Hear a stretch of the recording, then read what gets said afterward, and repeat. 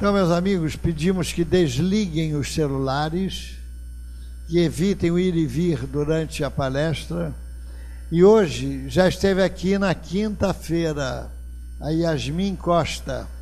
Ela é filha do Hernani Costa, que a gente conhece. Então está aqui, uma companheira nova, mas que leva a sério o estudo, trabalha com muita seriedade os temas espíritas, e é uma grande comprovação da encarnação, que tem muita gente já avançada nos anos, que quando a gente começa a falar 2 minutos de doutrina, ele começa, vem uma força incontrolável fechando os seus olhos, e ele começa a bocejar, não consegue, quer dizer, não tem gosto por aquilo que está ouvindo, o que não é o caso da nossa irmã. Então, vamos envolvê-la nas nossas melhores vibrações. Ela vai usar o PowerPoint, vai para ali e vai falar sobre um tema muito importante e necessário ao nosso aprendizado. Então vamos ouvi-la.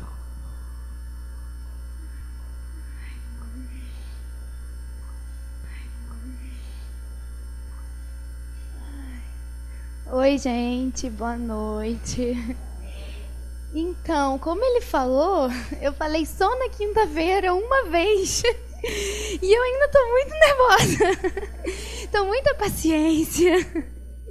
Tá, muita paciência. Vamos começar exercitando agora, porque eu tô muito aflita. Mas não tá chegando lá ainda. Tá, então a gente vai falar sobre bem-aventurados aflitos. Por algum motivo não está funcionando.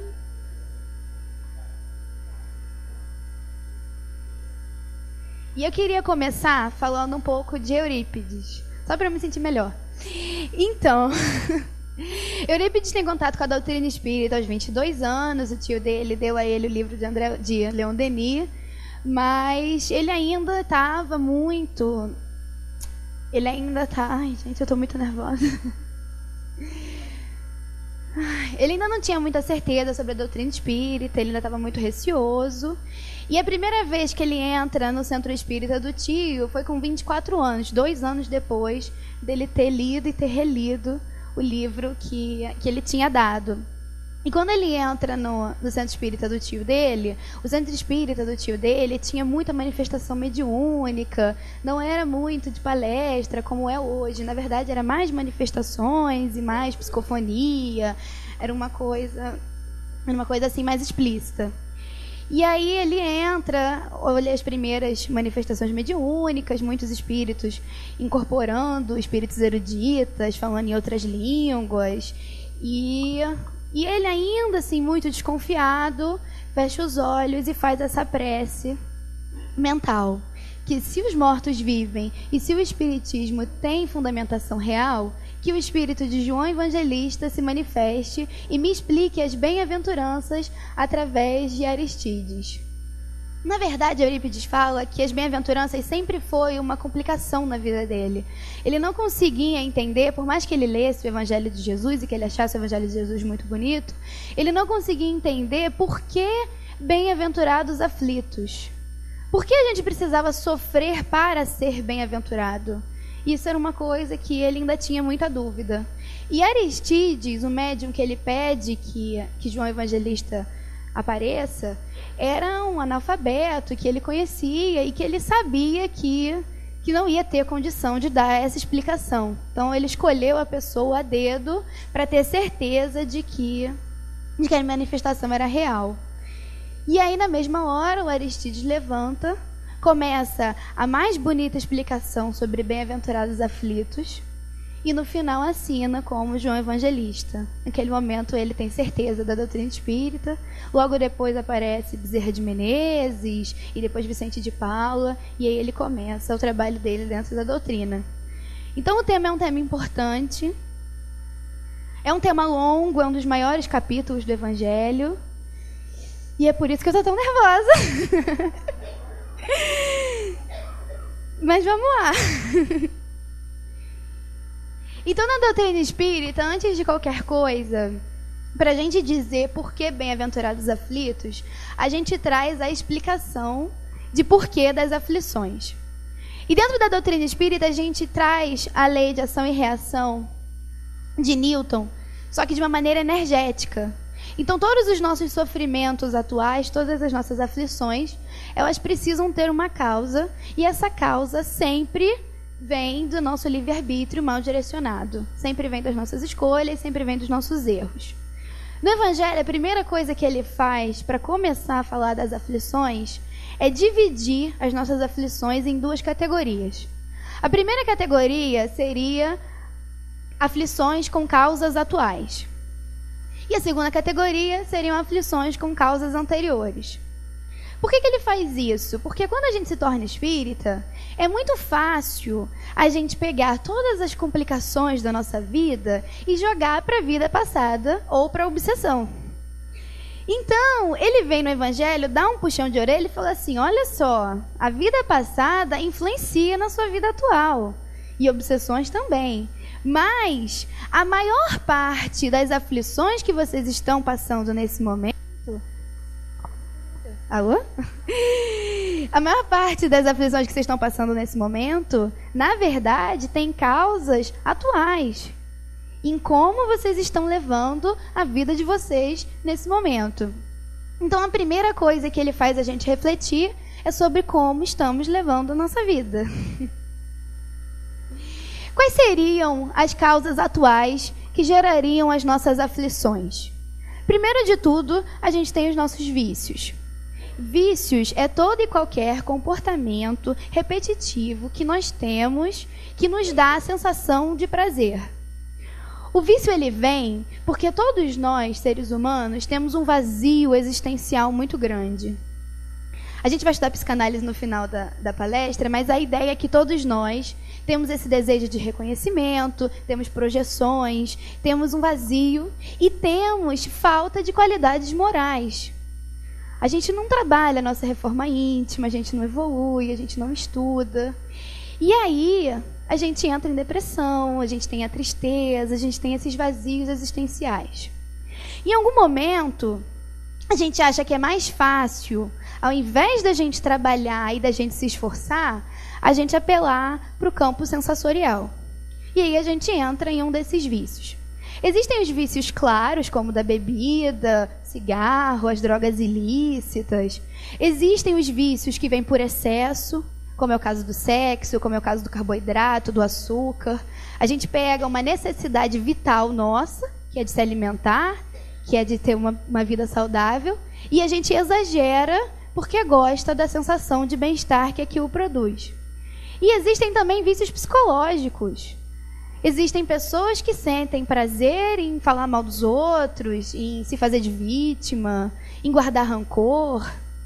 Todas essas atividades fazem o nosso corpo produzir adrenalina, serotonina, ocitocina. E a gente acaba ficando dependente dessa sensação. Dependente daquele instante de prazer, dependente daquele momento de gozo, né, de alegria. E acaba tornando isso um vício. Seja a exposição ao perigo, pular de paraquedas, ou agressividade, as brigas, tudo isso são vícios que a gente vai levando para a nossa vida e que a gente vai deixando se instalar por conta de não trabalhar a nossa plenitude, de não trabalhar o nosso vazio existencial. Todos os vícios, eles possuem consequências.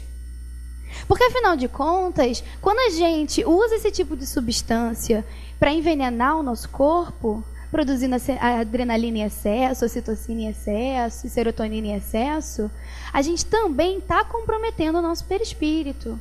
A gente está comprometendo a nossa áurea, a nossa energia e o nosso funcionamento físico. Então, todos os vícios, independente do grau de mal que ele faz, né, do grau de perigoso que ele é, né, de quanto ele faz mal, todos eles fazem mal à nossa saúde numa proporção menor ou maior.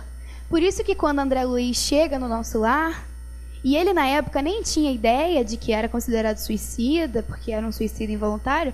Hoje em dia, a gente já reconhece suicídio involuntário com bebida, com cigarro, com drogas. Na época, ele não tinha essa reflexão.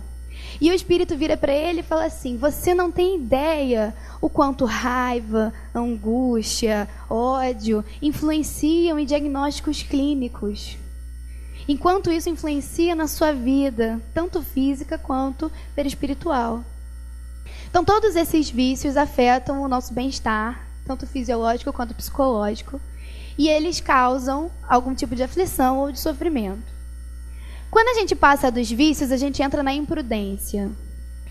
A imprudência é muito simples. A gente sempre acha que as coisas vão acontecer com outra pessoa e não com a gente.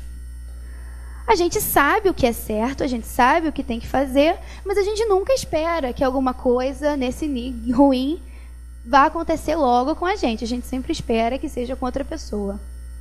Então a gente acaba tomando atos de imprudência e esses atos podem ter consequências ruins ou não.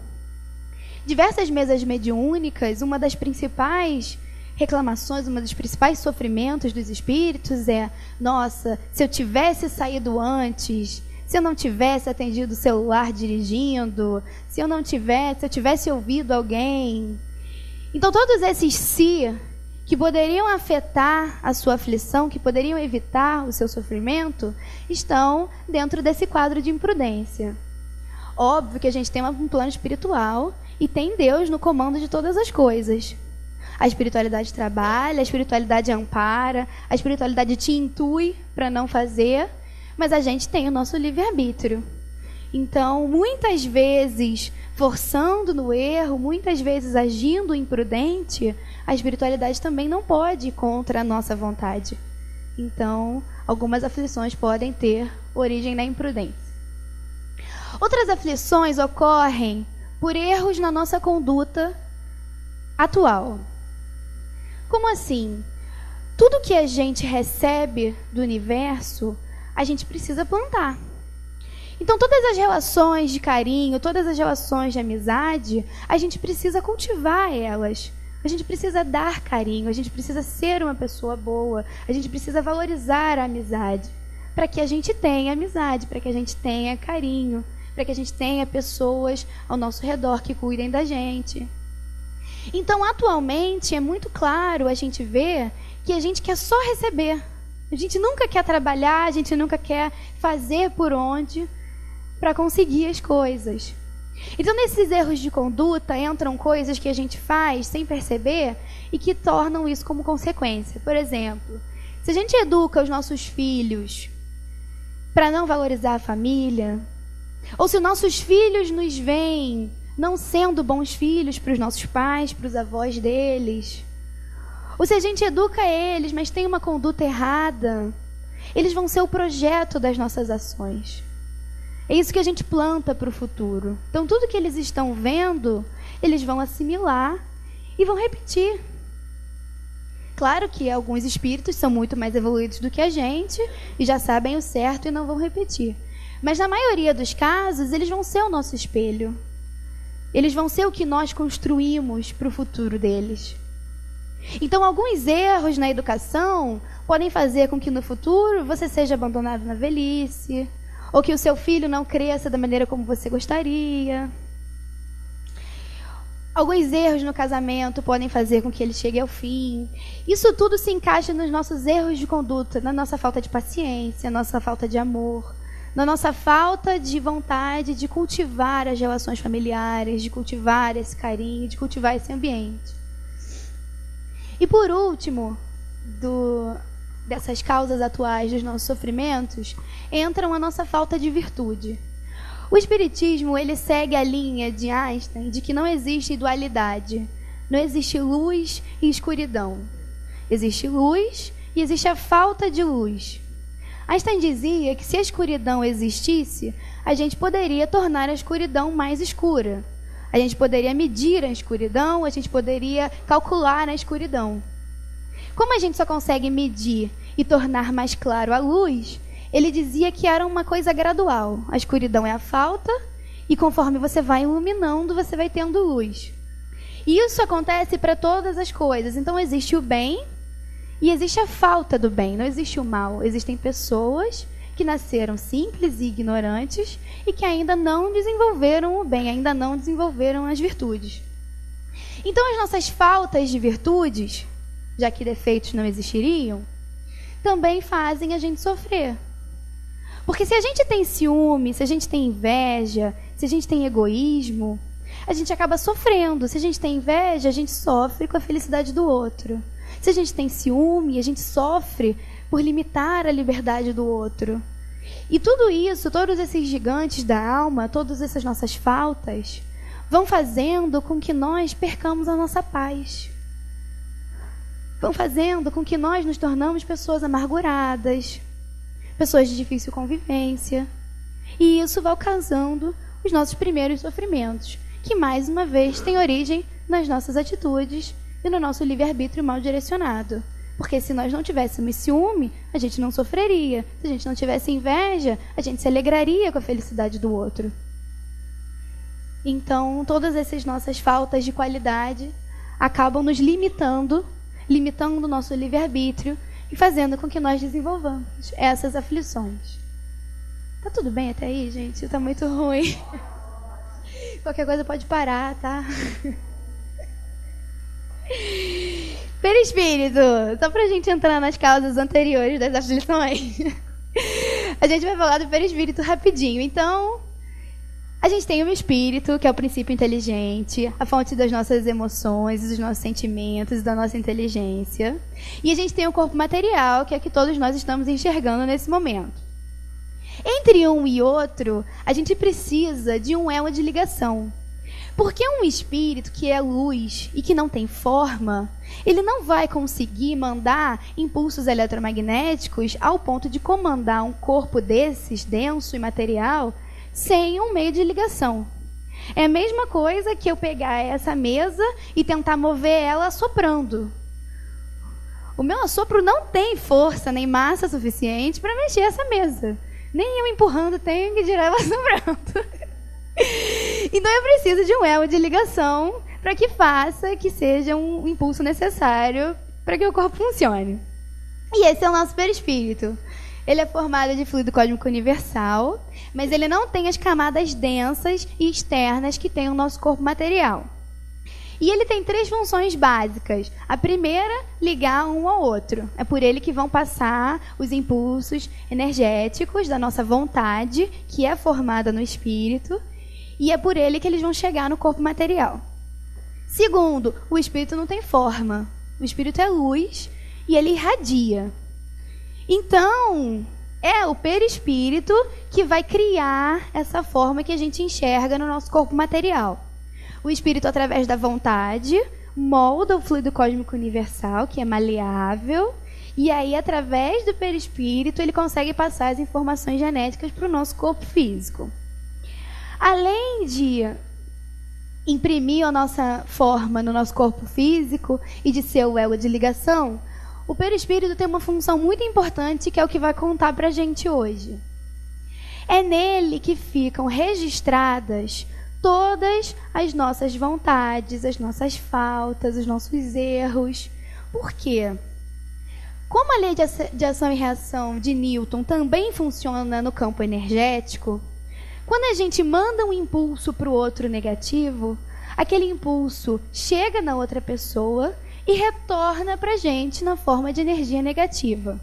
Quando aquela energia retorna, ela fica marcada e presa no nosso corpo perispiritual. Então, nele ficam marcados os nossos pensamentos ruins, as nossas faltas, todas as vezes que a gente manda o ódio, todas as vezes que a gente manda o rancor. É nele que ficam marcados os nossos desejos, as nossas paixões, os nossos vícios.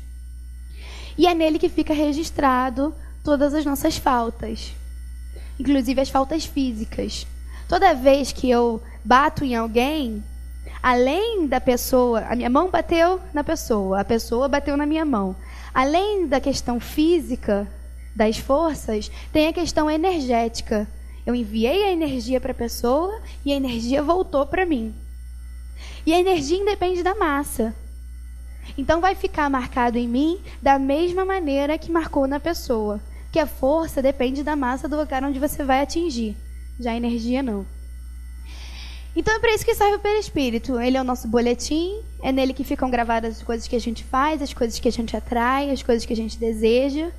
Ele é o elo de ligação do espírito para o corpo físico. E ele é que dá forma ao nosso corpo.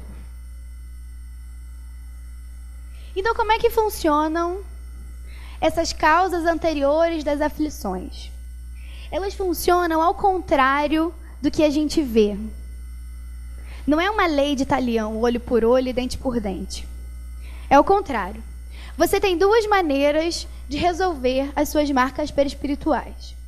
A primeira delas é pelo amor incondicional. Toda vez que você ama e toda vez que você trabalha, que você progride, você vai quitando as suas dívidas com Deus. E a segunda é através da expiação. Como é que funciona esse resgate das marcas perispirituais? Deus, ele é como um pai. E um pai tem um filho muito desobediente. Ele vira para o filho e fala que não pode fazer, o filho vai lá e faz. Aí ele vira para o filho e fala que não pode fazer, o filho vai lá e faz de novo. Ele vira para o filho e fala que não pode fazer, ele faz pela terceira, pela quarta, pela quinta vez. Tem uma hora que ele vira e diz, olha só, não dá. Eu não confio mais em você. Nesse momento você vai ficar de castigo. Eu vou restringir sua liberdade, vou tirar o computador, vou tirar o celular, agora você está de castigo. É exatamente a mesma maneira. A gente comete o erro uma vez. Aí a gente pede perdão, diz que vai resolver, diz que a gente aprendeu. Deus, como o pai da história, ele não quer castigar o filho. Ele quer que o filho aprenda. Ele quer que o filho evolua. Então ele dá a gente a chance de pagar pelo amor. Ele dá a gente a chance de resolver o conflito sozinho, de mostrar que a gente aprendeu. E ele dá a gente uma nova oportunidade. E aí a gente erra de novo. Aí ele dá mais uma oportunidade, e mais uma, e mais uma. Até que chega um ponto que ele fala, olha, não dá. Você não aprendeu. Você não vai conseguir pagar por amor. Infelizmente, eu vou ter que restringir a sua liberdade até que você tenha maturidade suficiente para poder entender que isso é errado. Então, a expiação, ela serve como uma restrição à nossa liberdade. Eu sei que aqui, com a visão que a gente tem, ela parece muito ruim. Mas ela serve para isso. Ela serve para que a gente consiga passar por essa encarnação e não volte a errar e prove que a gente pode aprender. É um momento de reflexão. E como é que funciona a expiação? A gente tem a nossa marca no perispírito, tá? Que nem a gente mostrou agora. E essa marca, ela é uma energia densa, escura, que fica influenciando o nosso corpo psicossomático. Chega um momento em que aquela energia afeta a nossa vida material. Como? Porque Deus disse que você vai passar por isso? Não, porque a gente trabalha com leis físicas. As nossas células, elas possuem energia e elas precisam de energia para se dividir. Então, se você tem uma energia escura, estranha, funcionando no seu perispírito, chega uma hora que afeta a sua função biológica. E aí você tem um câncer, você tem uma má formação no órgão, você tem uma falência, você tem um distúrbio. Porque Deus não gosta de você? Não. Porque você está marcado. Então funciona de lá para cá. A gente marca o nosso perispírito, a gente não resolve e fisicamente acaba acontecendo a expiação. Porque é uma lei física, a energia está ali, ela vai acabar atrapalhando. Se você não consegue trazer ela pelo trabalho, se você não consegue trazer ela de forma ativa, você não vai conseguir ter um bom funcionamento do corpo. Como é que funcionam as expiações violentas? A pessoa que vai cometer o escândalo, ela tem até o último minuto para não cometer. A gente não precisa que ninguém se comprometa para resgatar ninguém. Então ele tem até o último minuto para desistir. Se ele não desiste, não é como se ele estivesse atirando. É como se a energia que você tem estivesse atraindo. Porque você tem uma desregulagem, mas ele não precisa atirar. Se você não tiver energia, o que vai acontecer?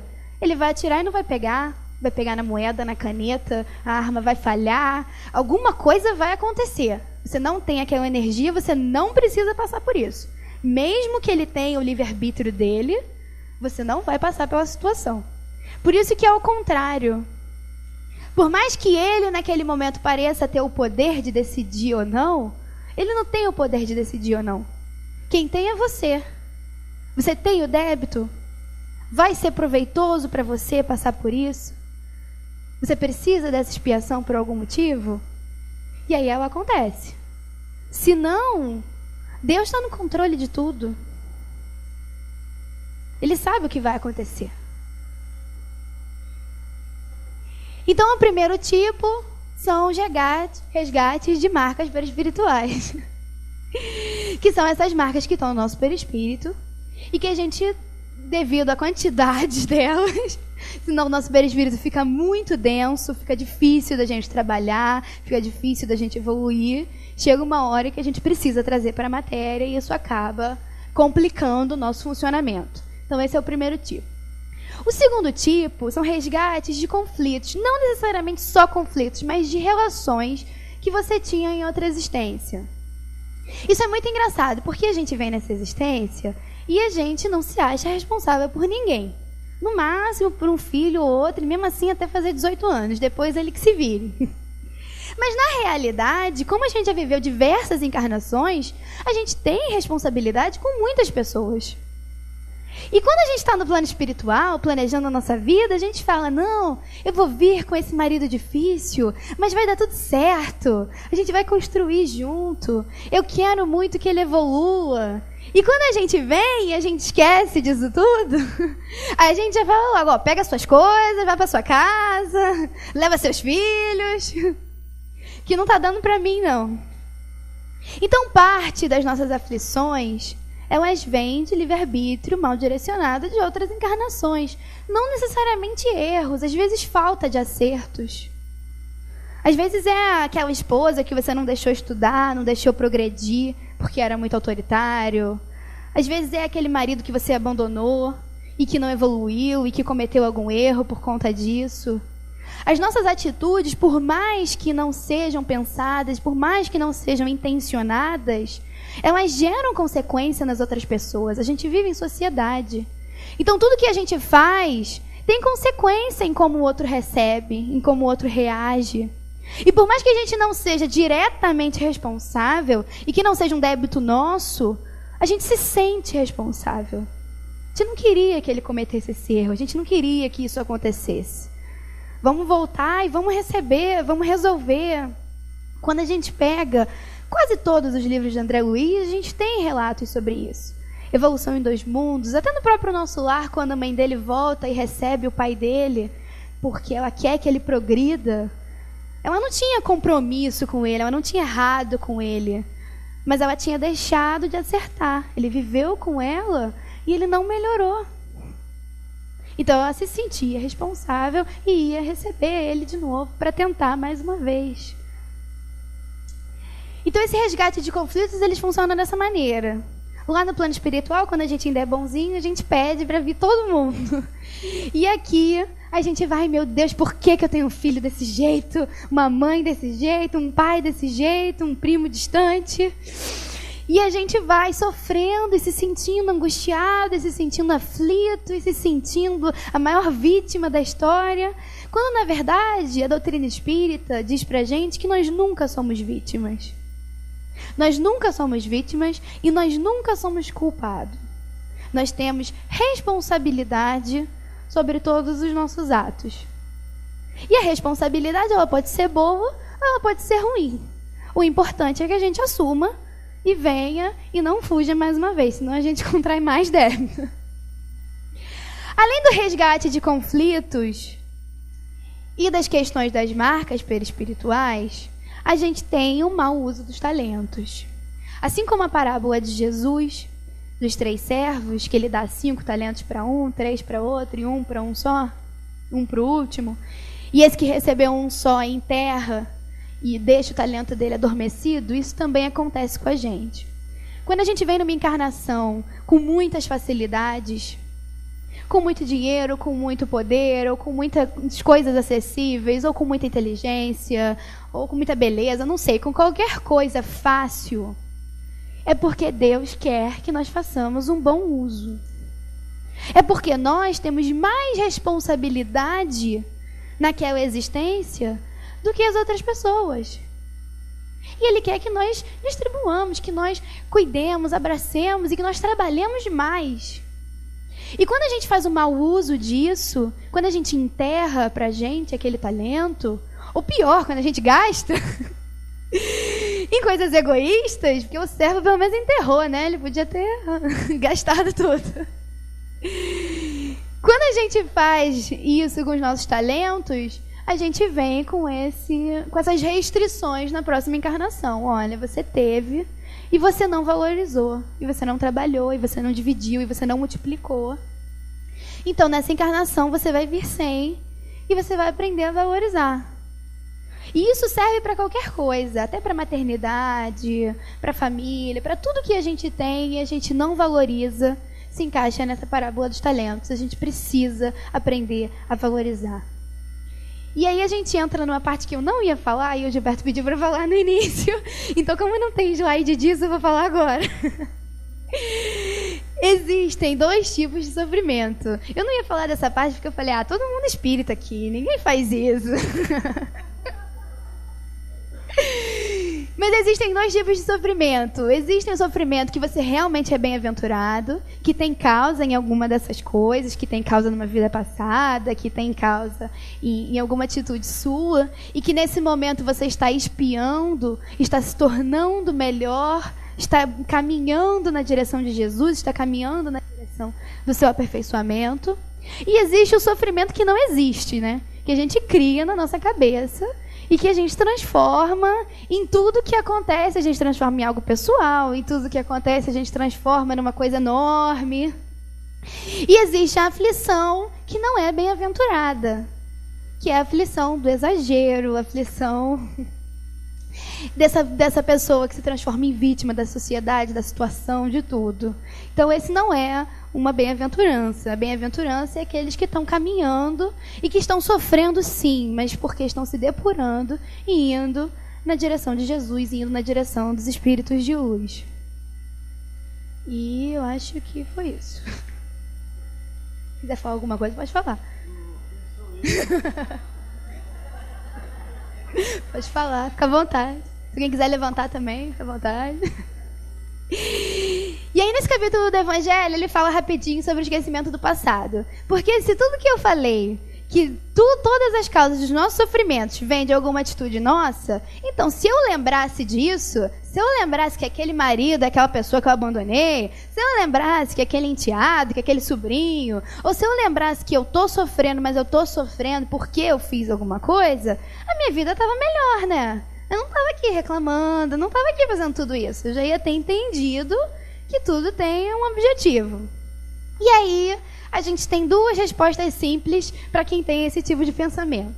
Primeiro, nós somos muito egoístas. A gente não sabe perdoar. E se a gente perdoa, a gente não esquece. A gente nunca mais volta a confiar na pessoa. A gente perdoa, mas se a pessoa estiver andando, a gente atravessa a rua, a gente nunca mais atende. Esse é o tipo de pessoa que nós somos. Essa é a nossa qualidade evolutiva. Então, se a gente encarna e a gente lembra que o nosso marido nos traiu, nos matou, fez sei lá o quê, a gente nunca ia perdoar ele. A gente nunca ia perdoar ele. A gente nunca ia conseguir esquecer e ter esse tipo de relação. A gente sempre ia guardar uma mágoa. Se não guardasse a mágoa, a gente ia guardar a desconfiança. Ele chegou tarde, tá planejando me matar de novo. A gente sempre ia ficar, a gente nunca ia conseguir entender que ele progrediu, que agora é uma outra pessoa, que evoluiu assim como a gente. E a gente nunca ia conseguir resolver os nossos conflitos.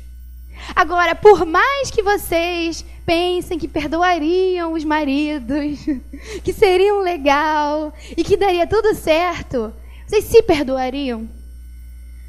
Quando vocês lembrassem, assim, que vocês participaram da Segunda Guerra Mundial, da matança de São Bartolomeu, de todas as coisas horríveis da humanidade, porque éramos nós. Na escravidão, enfim, só tem coisa ruim. Quando vocês lembrassem isso, se perdoariam? Daria para seguir em frente? Para entender que a gente vai ter uma nova oportunidade, que a gente vai ter uma nova chance? Ou será que a culpa ia vir mais forte do que nunca? E a gente ia ficar estagnado nessa vida passada? Sem conseguir ver quanto a gente evoluiu, sem conseguir ver quanto a gente está crescendo, quanto a gente está buscando. Porque às vezes a gente até reconhece no outro, mas a gente não reconhece em nós mesmos. Então o esquecimento do passado, ele vem para isso. Só é uma nova chance, só é uma nova oportunidade, só é esse presente divino porque nós esquecemos. Ele dá para a gente tudo o que é necessário para que a gente comece uma nova vida. Então ele vem para isso, é o maior presente que ele pode dar para a gente. E graças ao esquecimento, a gente começa do zero. A gente tem uma nova existência, numa nova família, com novas oportunidades de construir e de fazer tudo certo dessa vez. De se livrar dos vícios, de se livrar da imprudência, de se livrar dessas atividades e construir uma vida pelo menos sem débito. Se tiver sem débito, para mim já tá bom. Não precisa nem trabalhar. Se a gente só não se comprometer, já evolui. Então é para isso que existe o esquecimento do passado. Além disso, eu queria trazer para vocês 3 reflexões sobre as nossas aflições. A primeira delas eu já falei, que as nossas aflições, elas limitam a nossa liberdade. A gente já errou tantas vezes, às vezes sem aquele sofrimento que parece tão injusto e tão desnecessário para a gente podia estar muito pior. A gente podia estar cometendo erros absurdos. Deus sabe o que a gente precisa. Às vezes ele não dá o que a gente quer, mas ele sempre dá o que a gente precisa. Então as aflições, elas servem para isso. Você vem vindo um caminho de erros e de tropeços, e aí ele te para. Ele fala, não, olha, para, você está precisando repensar. Você ainda não tem maturidade para ter toda a sua liberdade. Então, no momento, você vai ficar parado um pouquinho. Quando você evoluir, a gente volta a conversar. Então, essa é uma das principais necessidades das nossas aflições. Além dessa necessidade, aflições, elas podem não ser expiações. Elas podem ser só provas. Elas também são o meio da gente provar para Deus que a gente confia nele. Porque eu virar para Deus e falar, eu confio em você, enquanto a minha vida está ótima, não tem sentido nenhum. Eu vou provar a minha fé quando vierem as aflições. É ali que eu vou mostrar para Deus que eu sou fiel. É ali que eu vou mostrar para Deus que eu acredito, que eu confio que Ele está comandando a minha vida acima de tudo. Não só a fé. Eu não tenho como saber quem eu sou até que eu seja testado. A pessoa que eu sou quando está tudo bem, quando está tudo agradável, não é a mesma pessoa que eu sou quando eu passo pelas dificuldades. Então é no momento do teste, é no momento da aflição, que eu vou provar para mim, para Deus e para todo mundo, que eu vou escolher o caminho certo. Que eu aprendi, que eu entendi que é errado.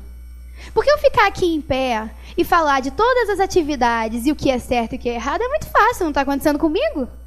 Vou sair daqui, vou para minha casa e vai estar tudo bem? Eu não estou provando que eu sei, eu estou provando que eu estudei. Mas que eu sinto no meu íntimo e que a minha reação, quando eu estiver passando pela prova, quando eu estiver passando por aquilo, vai ser a certa, eu vou provar quando eu passar.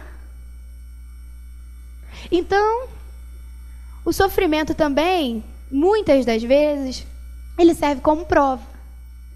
E não necessariamente como expiação. No fundo, toda expiação é uma prova. Mas nem toda prova é uma expiação. Por que eu estou falando isso? Porque em todas as aflições que você vai resolver uma marca perispiritual, você tem a chance de falir. Você tem a chance de não aproveitar a sua aflição. Você tem a chance de não aproveitar a sua oportunidade. Você tem a chance de passar por ela reclamando. Você tem a chance de passar por ela maldizendo Deus. Você tem a chance de falir na sua fé. Você tem a chance de tomar o caminho errado. Você tem a chance de errar. Então toda expiação é uma prova. Você vai provar que você entendeu, que você confia em Deus e que você vai passar por ela da melhor maneira possível. E aí sim você vai ser bem-aventurado. Mas nem toda prova é uma expiação. Às vezes você está passando pelo teste, mas não necessariamente você tinha marca para poder expiar. Então é muito complicado a gente ficar aqui analisando, porque isso também acontece muito. A gente vem para atendimento fraterno, aí a pessoa chega. Porque o meu primo está passando por isso? Você acha que é o quê? Você acha que é uma expiação? Você acha que é uma prova? E a gente vai brincando de adivinha, de descobrir por que as pessoas estão passando por isso. O importante é, independente se é uma expiação, se é uma prova, se é uma imprudência, o que seja, repense as suas atitudes diárias. Repense como a gente vai levando a nossa vida. Depois, repense como você vai receber isso. Você sempre tem duas opções. Você pode receber da melhor maneira possível e ser bem-aventurado, ou você tem a opção de não receber bem. Resta saber o que você prefere. Além disso, as aflições, elas nos ajudam a reconhecer e a valorizar as coisas boas da vida. Por quê? A gente vive num mundo de referências. A gente sabe que uma coisa é bonita porque a gente já viu uma coisa feia. Se a gente não tivesse visto uma coisa feia, a gente não ia saber o que é bonito, a gente ia achar que é tudo igual. Da mesma forma, as coisas boas e as coisas ruins. A gente valoriza as coisas boas que a gente tem porque a gente passa por problemas. Se a gente não passasse por problemas, todas as coisas boas que a gente tem não teriam valor. E toda a nossa vida fica sem sentido. Porque a gente perde a referência. A gente perde a referência de por que a gente está trabalhando, de o que a gente precisa conquistar, do que a gente precisa gerar na nossa vida. Então as aflições, elas também servem para isso. Porque o dia ruim faz a gente valorizar ainda mais o dia bom. Sem isso, o dia bom é um dia normal. Não tem por que a gente valorizar ou a gente agradecer. Por isso que a gente vê países como a Suíça e como o Japão com um índice altíssimo de suicídio. De pessoas que não têm expectativa na vida. Elas não têm para que trabalhar. Elas não têm para que evoluir, porque elas não têm nada de ruim. Elas não têm dificuldades, elas não têm aflições, elas não têm motivação. Então as aflições, elas também servem para isso. Elas são as nossas motivações. É isso que faz a gente correr, a gente levantar e a gente superar. Então, essa é uma parte importante. E aí a gente vem trazer um outro tipo de aflição agora, que é completamente diferente de tudo que a gente falou, e por isso a gente vai analisar um pouco a psicanálise. Eu vou bem rápido, porque eu não tenho tempo. A ideia de Hegel é o seguinte: a humanidade começou com um sistema de sociedade matriarcal. Os seres humanos, eles não tinham ideia do seu indivíduo. Eles se viam como um bando, como um grupo. Assim como os animais. Por isso que se você pegar qualquer animal e colocar ele em frente ao espelho, ele não se reconhece. Porque ele não se entende como individual. Ele se entende como um grupo, como um bando. Em algum momento da humanidade, que para Hegel ele não sabe explicar porquê, mas na doutrina espírita a gente sabe que é exatamente o momento que os capelinos chegam à Terra, a gente sai do movimento matriarcal e entra na sociedade patriarcal, onde agora o homem era egoísta, individualista e precisava lutar contra o outro para saciar os seus desejos egoístas e individuais. Então ele sai de uma sociedade onde tinha cooperação e entra numa sociedade de guerra. E aí a gente começa aquele relato da gênese de misérias, de maldade, de desigualdade, de desonestidade que a gente vê no mundo. Então eles trazem uma dialética que se diz do senhor e do escravo. A dialética do senhor e do escravo é muito simples.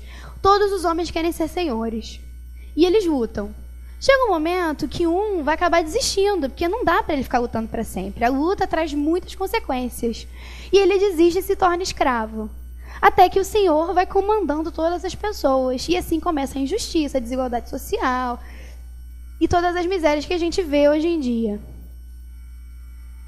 Só que, no meio dessa guerra, no meio de todo esse momento da psicanálise, onde todos querem ser senhor, onde todos querem saciar o seu desejo de reconhecimento, onde as pessoas querem poder, ganância, dinheiro, sempre ser maior do que as outras, sempre pisar em cima dos outros, vem Jesus. E Jesus traz pra gente uma mensagem completamente diferente da que a gente tinha até agora. Nós somos indivíduos, sim, e é importante a gente preservar a nossa individualidade. Tanto que a doutrina espírita e o cristianismo, eles começam com a reforma íntima. A gente primeiro precisa se conhecer e depois a gente precisa se amar. A partir do momento que a gente se ama, a gente precisa amar o outro exatamente igual, no mesmo peso e na mesma medida. Então somos indivíduos e somos todos iguais. É a primeira mensagem de Jesus, somos todos iguais. Não adianta a disputa, não adianta o senhor e o escravo, não adianta as guerras, porque todos somos filhos de Deus. Depois ele traz pra gente a mensagem do amor universal.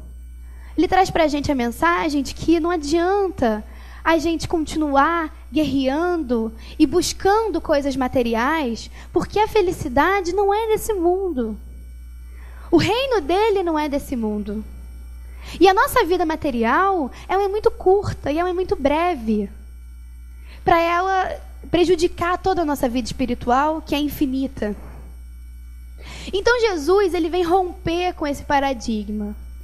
Ele vem romper com todo o ideal de sociedade que a gente tinha e que a gente continua tendo, porque até hoje a gente não entendeu o que ele trouxe. Mas ele vem despertar a gente para isso, ele vem despertar a gente para a igualdade, para a fraternidade, para a alteridade.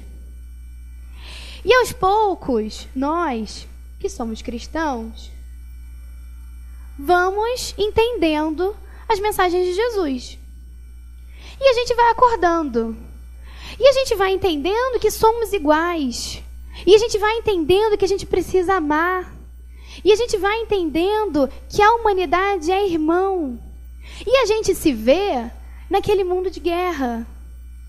A gente se vê no mundo de miséria, a gente ainda se vê nesse mundo de provas e expiações, onde as pessoas sofrem. E aí começa a nossa aflição. Não é uma aflição que tem relação com nada do que a gente falou no início, mas é uma aflição de quem não é insensível.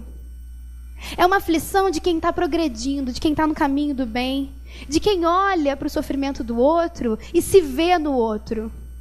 De quem olha para os problemas e para a miséria e quer resolver, e quer ajudar, e quer amparar. E coisas que até então a gente era insensível, porque há 100 anos atrás a gente teve o nazismo, há 50 anos atrás a gente teve escravidão, a gente não aceita mais. A gente acordou, a gente entendeu que nós somos irmãos, a gente entendeu que nós somos iguais. E a gente ainda está nesse mundo. A gente ainda está no mundo de guerra. A gente ainda está no mundo de provas e expiações. Enquanto existirem essas pessoas sofrendo ao nosso lado e essas pessoas errando ao nosso lado, a felicidade não vai ser desse mundo. Porque ninguém que seja evoluído para atingir a felicidade, porque quem não é evoluído não vai atingir a felicidade porque tem um vazio existencial. Mas quem evolui, resolve suas marcas perispirituais e vê os irmãos sofrendo, se aflige. Ele quer socorrer, ele precisa amparar, ele precisa trabalhar, ele precisa produzir. Jesus mostrava a aflição dele ante a injustiça, ante a miséria. Assim como Madre Teresa, assim como Gandhi, Chico Xavier, todos eles tinham essa aflição com a miséria dos outros. E nós já temos. A gente liga o jornal e a gente fica aflito. A gente começa a ver os ataques, a gente começa a ver as guerras e a gente se aflige. É o primeiro passo para a nossa evolução. É o primeiro passo que mostra o nosso melhoramento. Nós não somos insensíveis. Nós temos a capacidade de nos ver no sofrimento dos outros. Eu falei errado? Ai, desculpa.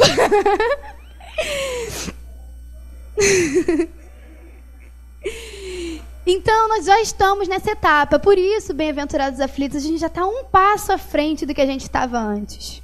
Agora a gente se compadece, a gente deixa a misericórdia entrar na nossa vida. A gente deixa ela afetar os nossos pensamentos, as nossas atitudes. E o que a gente vai fazer? Tá, a gente está aflito, a gente não quer corrupção, a gente quer igualdade, a gente quer redistribuição de renda, a gente quer resolver os problemas. E aí, a gente senta e espera? Porque a felicidade não é desse mundo. Bem-aventurados aflitos, então eu vou esperar o reino dos céus. E vou continuar assim até o final. E aí, aqui terminando a psicanálise, que Hegel dizia que no futuro a gente já ia avançar para a regeneração. E que ele traz uma explicação muito boa sobre como o capitalismo vai chegar na regeneração, mas a gente não tem tempo, então a gente vai passar correndo. E ele diz que seriam 3 revoluções que levariam a gente ao mundo de regeneração. Porque a gente ouve do mundo de regeneração da doutrina espírita, que vão encarnar os espíritos evoluídos, que tudo vai evoluir. Mas ele tem uma explicação lógica e racional sobre por que o capitalismo selvagem vai evoluir para um mundo de regeneração. E ele diz que são 3 revoluções necessárias. A primeira é da liberdade, que já aconteceu na Revolução Francesa. Ali a gente rompeu com os paradigmas e a gente liberou as pessoas para pensarem, para ouvirem, para falarem. Hoje em dia a gente tem liberdade de expressão. Depois foi a da igualdade, que teoricamente era para ser a russa, que era uma revolução da igualdade, mas que a gente deturpou com o nosso livre-arbítrio, com o nosso egoísmo, e acabou não servindo no papel de revolução da igualdade. E a próxima seria a alteridade, que é essa revolução. É quando essas pessoas aflitas se reconhecem no outro, veem o sofrimento do outro e querem resolver. Então esse é o futuro. Cada vez mais a gente vai se reconhecer como irmão, cada vez mais a gente vai se reconhecer no outro e vamos aliviar o sofrimento e vamos progredir e amparar. E o que a gente faz com a nossa aflição? Primeiro, a gente precisa ser melhor. Eu sei que isso é muito discurso politicamente correto, que todo mundo fala, e que não dá pra gente a ideia de que desligando a nossa torneira a gente preserva a água do mundo. Mas eu queria trazer para vocês uma seguinte reflexão. Se a gente pega o mundo e tira as pessoas, só sobrou a natureza. Então, se o mundo é injusto, se o mundo é desonesto, se o mundo tem todos esses problemas que a gente vê, é porque nós temos esses problemas. Nós somos o culpado.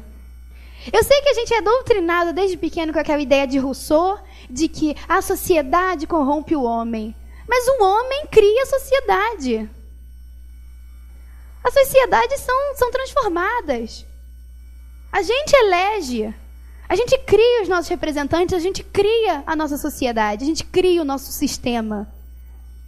Então a sociedade não corrompe o homem. O homem que é corrompido cria uma sociedade que é igual. Então a primeira coisa que a gente precisa e pode fazer é se melhorar. Se a gente não consegue se melhorar por nós, para aliviar as nossas aflições, vamos nos melhorar pelo mundo. Pelos nossos filhos, pelos nossos irmãos, pela nossa sociedade. O mundo ele é feito de pessoas. Se nós formos pessoas melhores, se nós criarmos os nossos filhos pessoas melhores, se nós cultivarmos o amor na nossa sociedade, o mundo vai ser melhor. Então essa é a primeira coisa. E depois a gente precisa educar as pessoas, a gente precisa dividir o nosso conhecimento. Todas as coisas que a gente aprende na nossa vida, todas as coisas. A gente entra na escola e a gente aprende matemática, porque uma pessoa que aprendeu matemática ensina para você. A gente aprende português, porque uma pessoa que aprendeu português ensina para você. Então a gente precisa ensinar as pessoas a amar. A gente precisa ensinar as pessoas a ser paciente. É assim que a gente aprende. Tudo na nossa vida a gente aprende porque alguém ensinou. A gente não aprende nada sozinho. Por que a gente exige que os outros aprendam sozinhos isso? A gente precisa ensinar. O mundo, ele precisa de evangelizadores. Mais uma vez. Esse é o nosso papel. É ir e pregai. Cuide das minhas ovelhas. Cuide da humanidade. Não é para cobrar ninguém. É para educar. É para ensinar com exemplo. Para ensinar com amor. Essa é a nossa missão. Essa é a nossa função aqui. Quem já aprendeu um pouco mais, ensina para quem não aprendeu ainda. E aí, Quando a gente lida com coisas desse tamanho, assim, de melhora mundial e de evangelização do planeta, normalmente bate um desânimo junto a essa aflição. A gente fica assim, tá, eu sou aflito. Eu quero que melhore, mas eu vou sentar aqui e vou esperar essas crianças cristais que estão vindo, que elas sim, elas vão resolver. A espiritualidade vai fazer todo o trabalho e aí sim o mundo vai ser o que eu quero. Então a gente tem esse desânimo. A gente tende a não reconhecer o quanto a gente pode fazer pelo próximo, pelo outro. O principal é a gente não pensar, óbvio, que uma pessoa mudando, ela não vai fazer a melhora no mundo inteiro. Senão Jesus tinha resolvido os nossos problemas. Mas Gandhi dizia que uma pessoa amando neutraliza o ódio de milhares. Cada pessoa progredindo espelha o seu comportamento nos demais. Por mais que a gente não enxergue isso, mas nós somos pontos de referência para as pessoas. Além das pessoas da família, nós somos pontos de referência para a sociedade. O tempo inteiro as nossas ações estão sendo observadas e os nossos exemplos estão sendo repetidos, seja eles bons, seja eles ruins. Às vezes você está andando na rua e você pensa se você vai jogar a latinha de Coca-Cola no chão. E aí você olha para o lado e vê que alguém está jogando, você fala, vou jogar também, porque ela jogou. As pessoas repetem padrões. As pessoas copiam a sociedade. Então todas as suas atitudes, sejam elas pequenas ou grandes, elas contagiam. Toda coisa boa que você faz gera um impulso eletromagnético que evolui. Então nós somos responsáveis pelas nossas ações e nós somos responsáveis pelo reflexo delas. Cada ação boa que a gente tem gera isso, gera repetições. Tanto o bem quanto o mal, eles são contagiosos. Por que aqui dentro do Santo Espírito nós somos pessoas muito melhores do que fora deles? Porque a gente está cercado de gente boa. Todo mundo aqui vai tentar ser melhor. A gente se condiciona a ser melhor aqui dentro. Se a gente se condicionasse a ser melhor em todos os espaços do mundo, em todos os momentos da nossa vida, todos seríamos melhores. Por que aqui a gente consegue se condicionar e no resto da vida não?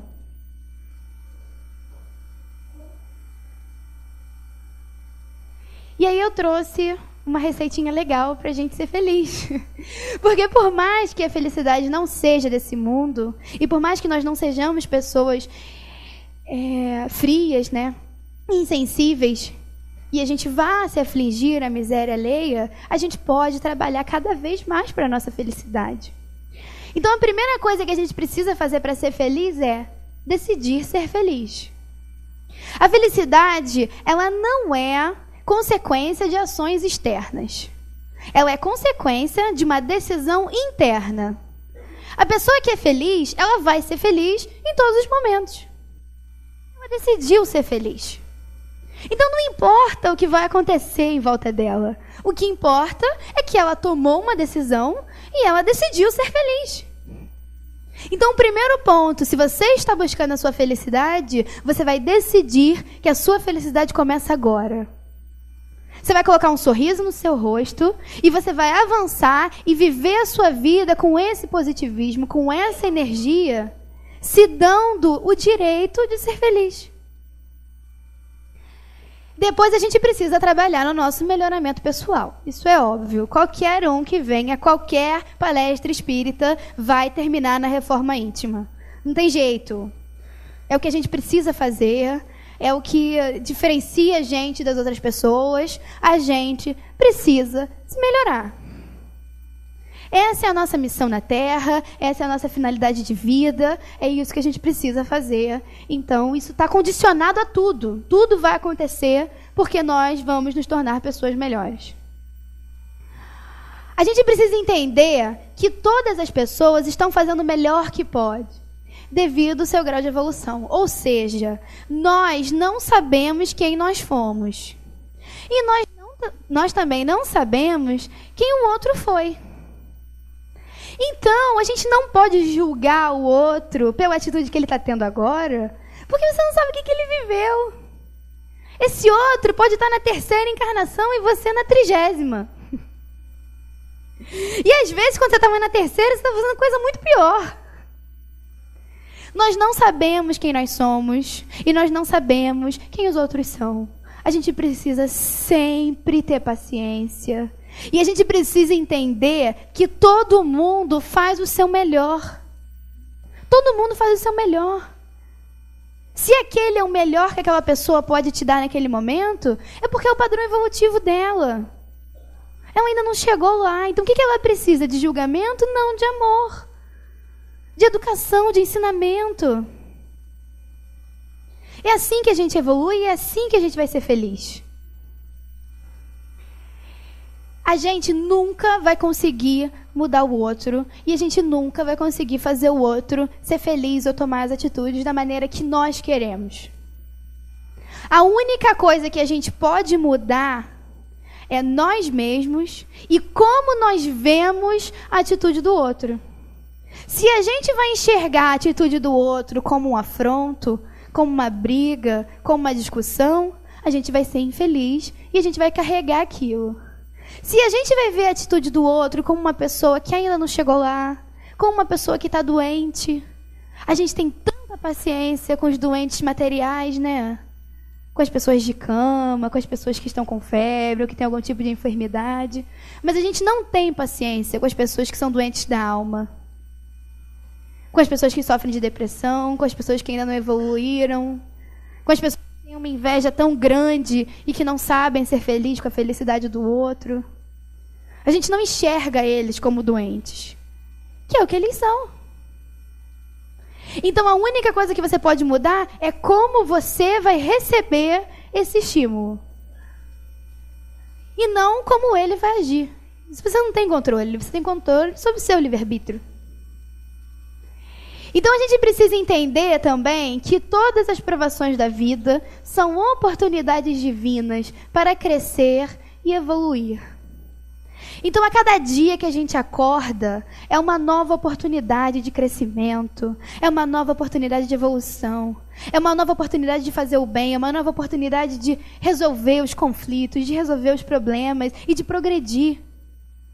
Que o sofrimento é uma oportunidade da gente rever o que a gente está fazendo, da gente pensar se tem alguma atitude nossa desenvolvendo isso, se tem alguma coisa que a gente podia ter feito para evitar, e se tem alguma coisa que a gente precisa repensar. E se não tem nada que a gente precisa repensar ou rever, que a gente aceite de bom grado, porque a gente confia em Deus, e porque sabe que é o melhor, porque sabe que precisava passar por isso de alguma maneira.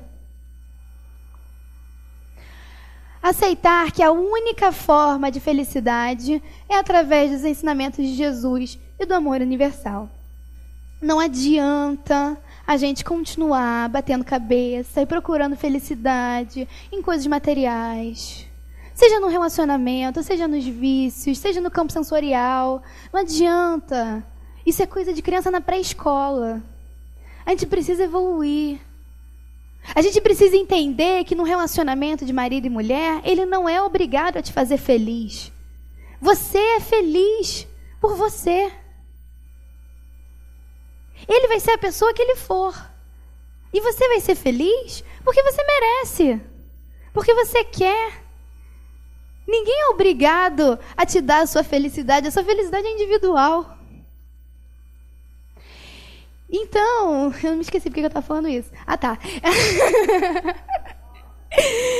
Então a felicidade, ela só vem através da caridade. Ela só vem através do amor ao próximo, através de se melhorando. É assim que a gente chega na felicidade. No campo sensorial, nos relacionamentos, em qualquer coisa material, a gente não pode continuar buscando a nossa felicidade. Porque senão a gente vai chegar naquele vazio existencial. A gente vai lutar, lutar, lutar, e quando a gente conseguir, a gente vai ver que isso não deixou a gente feliz. Foi uma busca inútil, foi uma busca vazia. Porque não é ali que está a nossa felicidade está na paz, está no dever cumprido, está no amor universal de Jesus, está na igualdade, está na sensação de sermos úteis, Na sensação de saber que por mais que a gente tenha ainda alguns defeitos, a gente conseguiu ajudar alguém. Que a gente tem sim alguma coisa a contribuir, alguma coisa a oferecer. Isso é felicidade.